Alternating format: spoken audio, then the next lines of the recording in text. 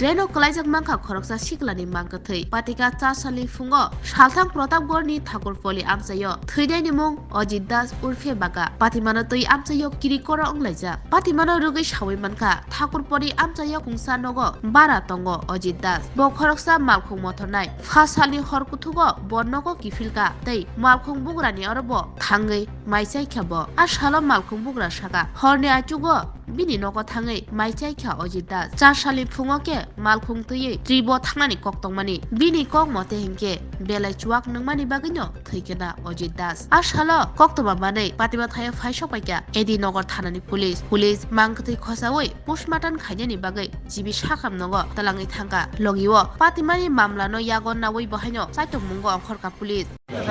কারণ টাইম পাই না রাত্রেবেলা ফিরতে লাগে লেটে যার কারণে আর তার মায়ের ভাতে আমি শেয়ার করে আসি তো কালকেও সেম এরকম আমার ওনার মালিকে যা কইল ফোন করেছিল যে এখন তো যাইতে লাগবো উদয়পুর দিকে মহারানীতে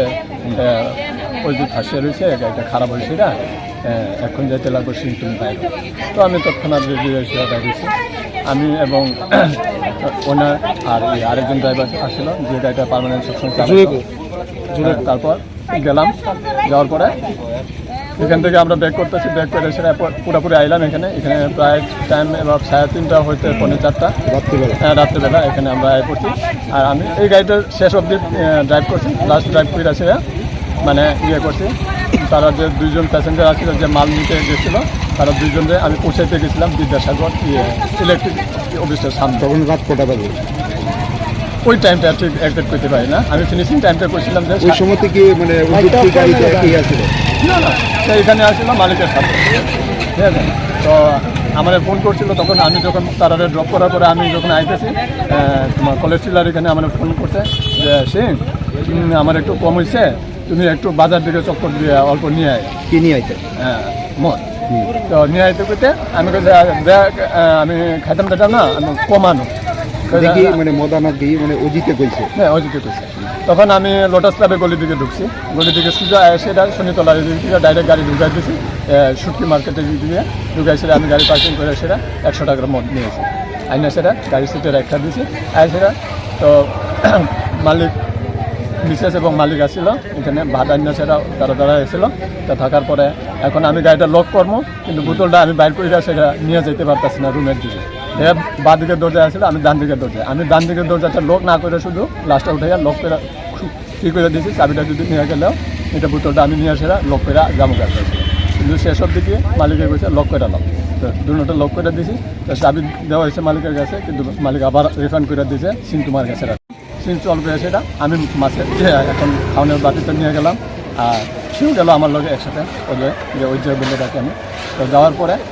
আমার কয় তুমি ভাত রেডি করো আমি পা হাত ধুয়ে আইতেছি আমি পা হাত ধুয়ে আইসে গামছা তার গলায় আসছিল সেই সময় তারপর কী করছে সে আমার কাছে চাবিটা দাও ওইটা কই আমার কাছে গাড়ি চাবিটা দাও চাবিটা নেই ভাত তুই আমি আইতেছি এই যে আইতেছি করে যে গেল আর আমি থালে নিয়ে বই রইলাম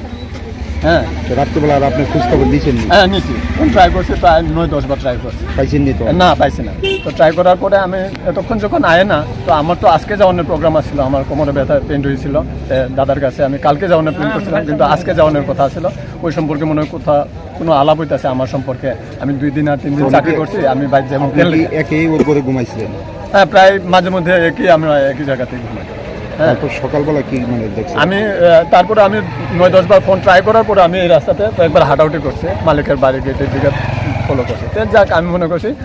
মনে হয় মালিকের সাথে কথাই কইতেছে চলো রুমে যাই সেটা 4:17 দিকে প্রায় 4:17 দিকে আমি লাস্ট কল কইটা সেটা আমি আমার ওয়েটিংয়ের অপেক্ষায় আমি ঘুমাই গেছি তাহলে কি ফোনটা রিং হয়েছিল হ্যাঁ রিং আসছিল আর সকালবেলা যে এই গাড়ি যে সবসময় ডিউটি করে সে আইসে সিং ভাই চাবি দাও আমি কাছে চাবি তো আমার কাছে নাই রে ওজ্জার কাছে চাবি ওজ্জা কই ওজ্জা তো মালিকের এখানে কালকে যে গেছে এখন মনে হয় মার এখানে ঘুমাইছে ঘুমাইছে কইতে